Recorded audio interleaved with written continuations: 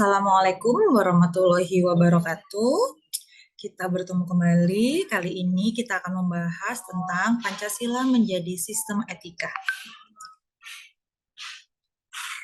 Pengertian. Etika merupakan hal yang sangat diperlukan dalam menjalankan kehidupan berbangsa dan bernegara. Karena dengan memiliki etika, maka kita mampu menjalankan kehidupan bernegara dengan baik sebagai masyarakat yang mempunyai perilaku yang baik. Kebiasaan hidup yang baik dianut dan diwariskan oleh satu generasi ke generasi yang lain. Dalam artian ini, etika sama maknanya dengan moral. Yang kedua, nilai-nilai Pancasila. Meskipun merupakan kristalisasi nilai yang hidup dalam realitas sosial, keagamaan, maupun adat kebudayaan bangsa Indonesia, namun sebenarnya juga nilai-nilai yang bersifat universal dapat diterima oleh siapapun dan kapanpun. Etika Pancasila berbicara tentang nilai-nilai yang sangat mendasar dalam kehidupan manusia. Bagaimana Pancasila menjadi sistem etika? Pancasila sebagai sistem etika di samping merupakan way of life bangsa Indonesia, juga merupakan struktur pemikiran yang disusun untuk memberikan tuntunan atau panduan setiap warga negara. Warga negara Indonesia dalam bersikap dan bertingkah laku. Pancasila sebagai sistem etika dimaksudkan untuk mengembangkan dimensi moralitas dalam diri setiap individu sehingga memiliki kemampuan menampilkan sikap spiritualitas dalam kehidupan bermasyarakat, berbangsa, dan bernegara. Mahasiswa sebagai peserta didik dan termasuk anggota masyarakat ilmiah akademik yang memerlukan sistem etika yang orisinil dan komprehensif agar dapat mewarnai setiap keputusan yang diambil dalam profesi ilmiah. Sebab keputusan ilmiah yang diambil tanpa pertimbangan moralitas dapat menjadi bumerang bagi dunia ilmiah itu sendiri, sehingga menjadikan dunia ilmiah itu hampa nilai atau kita sebut sebagai value free. Anda sebagai mahasiswa, sebagai kaum muda, sebagai generasi penerus bangsa, berkedudukan sebagai makhluk individu dan sosial. Sehingga setiap keputusan yang diambil tidak hanya berkaitan dengan diri sendiri, tetapi juga berimplikasi dalam kehidupan sosial dan lingkungan. Pancasila sebagai sistem etika merupakan moral guidance yang dapat diaktualisasikan ke dalam tindakan konkret yang melibatkan berbagai aspek kehidupan. Oleh karena itu, sila-sila Pancasila perlu diaktualisasikan lebih lanjut ke dalam putusan tindakan sehingga mampu mencerminkan pribadi yang saleh, utuh, dan berwawasan moral akademis. Dengan demikian, mahasiswa dapat mengembangkan karakter yang Pancasilais melalui berbagai sikap yang positif seperti jujur, disiplin, tanggung jawab, mandiri, dan yang lainnya. Bagian A kita akan membahas tentang menelusuri konsep dan urgensi Pancasila sebagai sistem etika. Pengertian etika, pernahkah Anda mendengar istilah etika? Kalaupun Anda pernah mendengar istilah tersebut, tahukah teman-teman semua apa artinya etika? Istilah etika berasal dari bahasa Yunani ethos yang artinya tempat tinggal yang biasa, padang rumput, kandang, kebiasaan, adat, watak, perasaan, sikap, dan cara berpikir. Secara etimologis, etika berarti ilmu tentang segala sesuatu yang biasa dilakukan atau ilmu tentang adat kebiasaan. Dalam arti ini, etika berkaitan dengan kebiasaan hidup yang baik, tata cara hidup yang baik, baik bagi diri seseorang maupun masyarakat.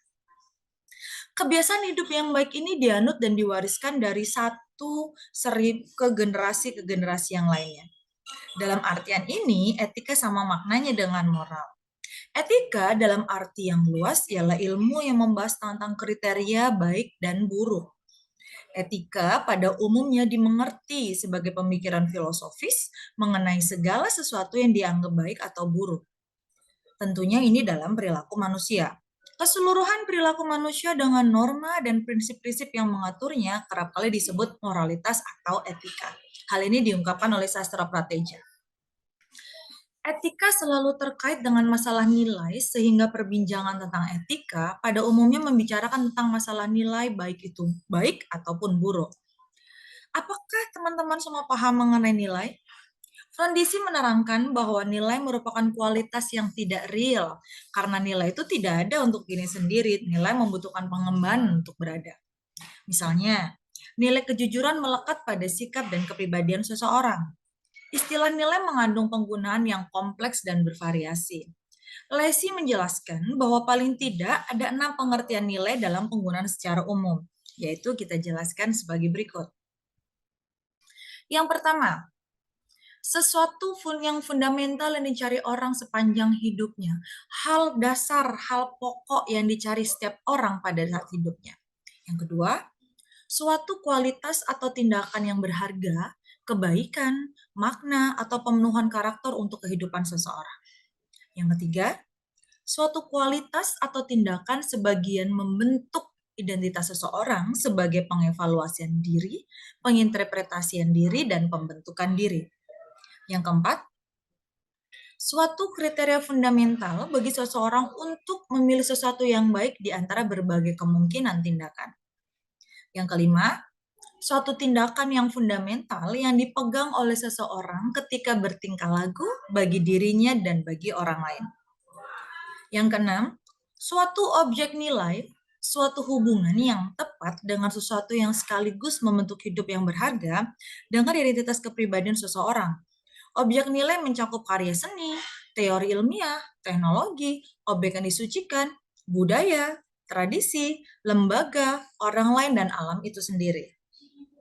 Dengan demikian, nilai sebagaimana pengertian butir kelima, yaitu sebagai standar fundamental yang menjadi pegangan bagi seseorang dalam bertindak, merupakan kriteria yang penting untuk mengukur karakter seseorang.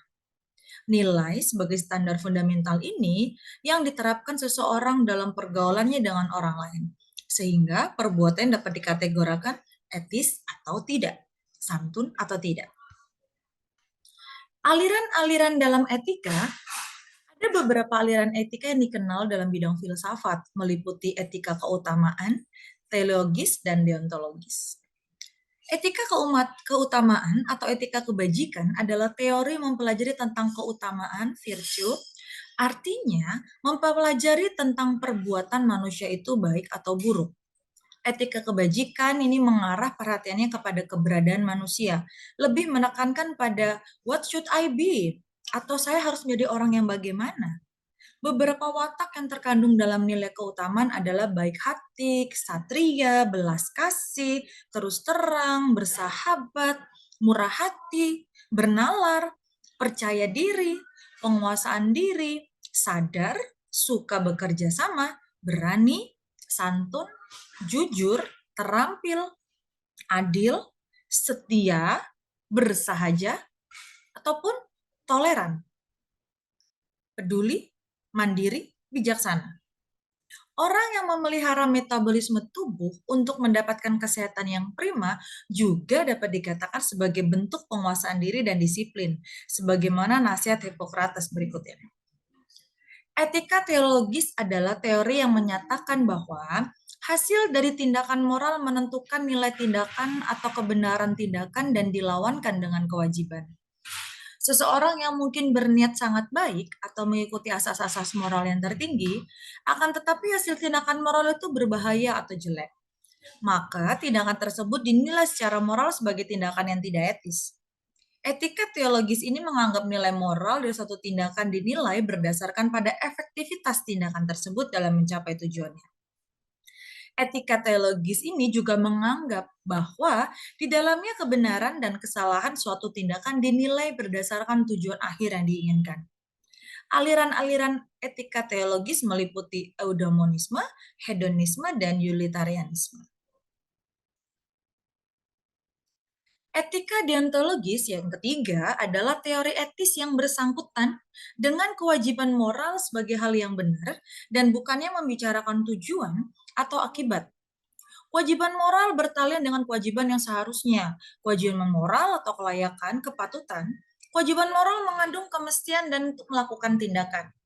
Pertimbangan tentang kewajiban moral lebih diutamakan daripada pertimbangan tentang nilai moral. Konsep-konsep nilai moral yang baik dapat didefinisikan berdasarkan pada kewajiban moral atau kelayakan rasional yang tidak dapat diturunkan, dalam arti tidak dapat dianalisis. Bagian C, etika Pancasila.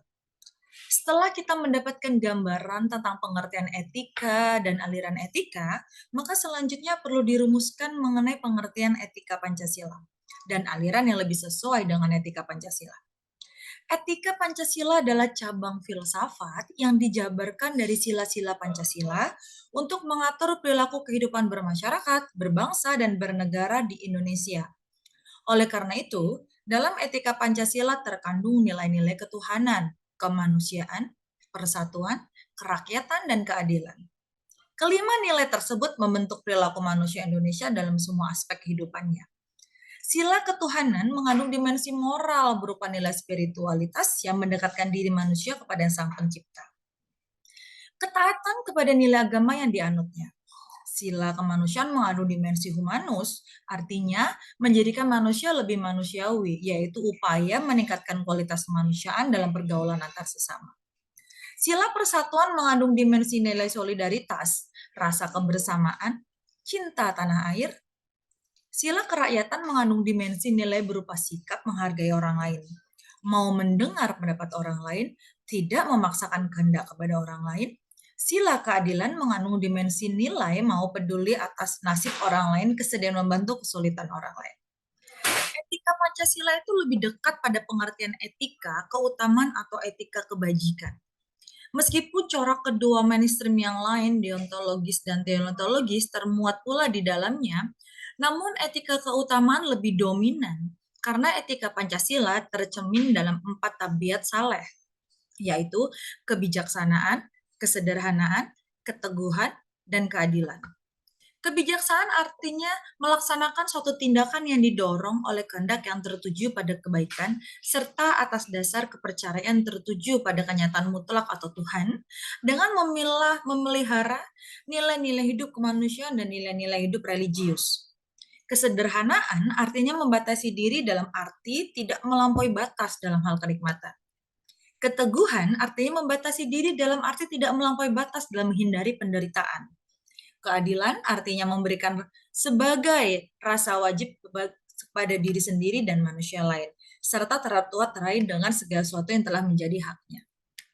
Demikian pertemuan pada hari ini, akan kita lanjutkan di pertemuan berikutnya. Untuk materi ini, mohon maaf apabila ada salah.